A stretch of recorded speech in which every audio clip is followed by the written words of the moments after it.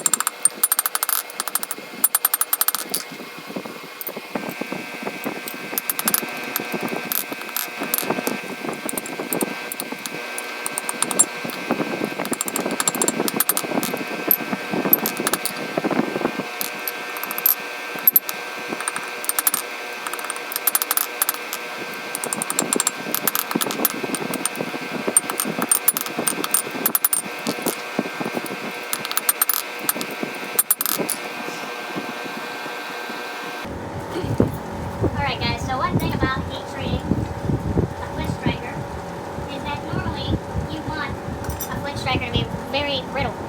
Now you don't want it to break, so you don't want to harden and make the arms brittle, which are the pieces that kind of wrap in here around your fingers. However you make those, depends on you. But mainly they allow you to hold on to the flint striker, so you don't want those to break off. But the striking plate where the flint gets struck by, if that's a good way to put it, you need that to be brittle, because the way that a flint striker works is that the flint is super hard material, super hard stone, and it literally shears off pieces of the steel, and if the steel isn't brittle enough, then that won't work. So you need to usually quench in water, not the arms. I don't know how well you can see this, but that's about the best view that I can get for you. So I'm not quenching the arms here at all, but I am quenching down here, trying to get that to be brittle and hard.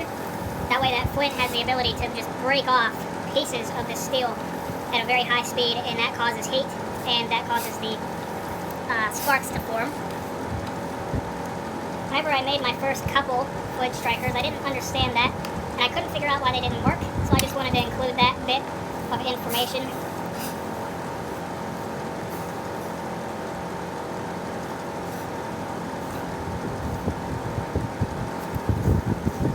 So I'll just let that cool off as it is. I didn't quench the arms or the scrolls. I don't want them to break off. But I quenched in water. I need it to be pretty brittle steel. That way the Flint striker works. This is how I make them, how I've learned to make them over time to actually make strikers that work.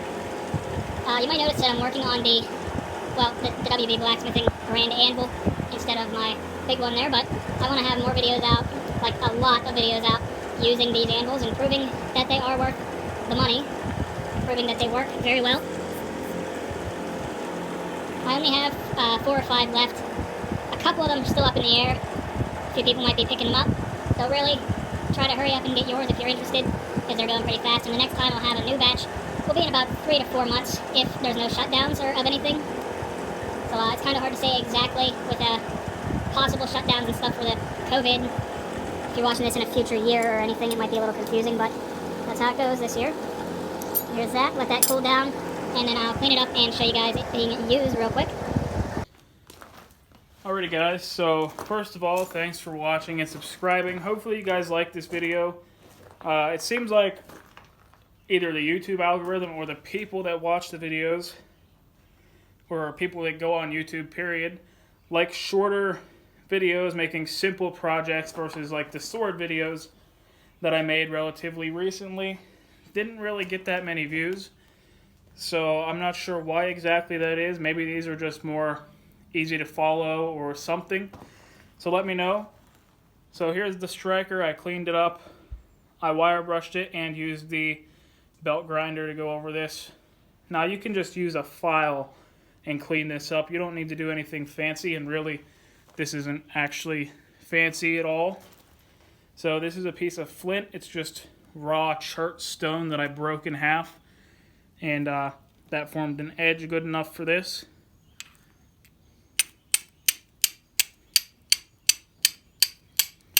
I'm not exactly the master flint striking, fire lighting dude, bushcraft master guy, but you know, I can get a spark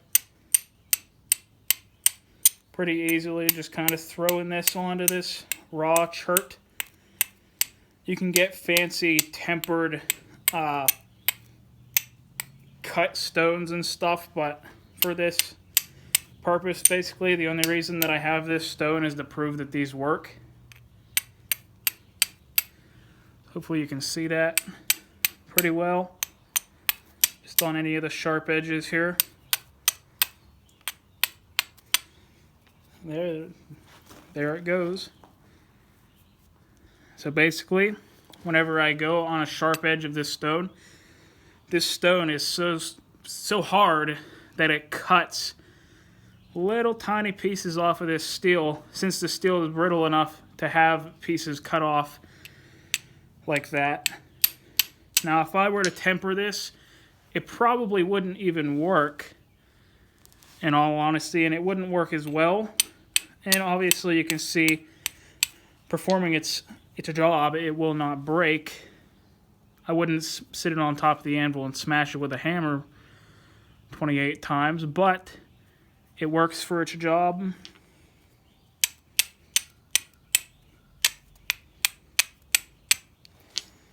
So there you go. Hopefully you guys like this project. Thank you for watching and subscribing. I'll try to get out more videos soon. Bye.